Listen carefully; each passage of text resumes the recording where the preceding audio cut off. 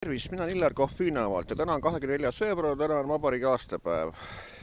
Ja kuigi täna peetakse vabariigi 100. sünnipäeva, siis see on absoluutselt vale, sellepärast et esimene Eesti Vabariik oli aastatel 1918 kuni 1940 ehk 22 aastat ning taasiseseisvus algas meil 1991 ehk praeguseks on 27 aastat, nii et seekord on 49.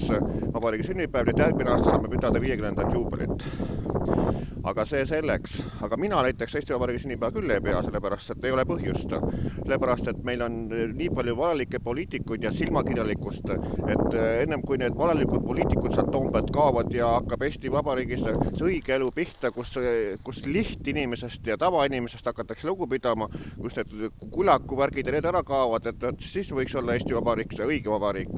Aga praegust, kus hävitatakse toitu tonnide kauplustes, toiduseadus ei luba toitu annetada abivajajatele ja nii edasi, eks ole, no mis Eesti riik see on? See on lihtsalt jälle, et rikkad astuvad vaestest lihtsalt üle, et see ei ole ju üldse mitte midagi.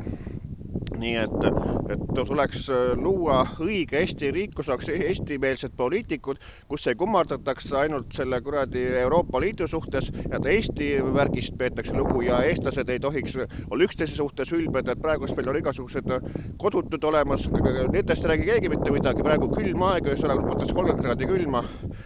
Kuidas nemad elavad, see ei paku kellegi huvi, aga peaasi, et hurraa, peame Eesti Vabariigi sünnipäeva, lehvitame 100 juubeli lippu ja sõnaga, no see on ju iseenese petmine, iseenese narrimine sõnaga.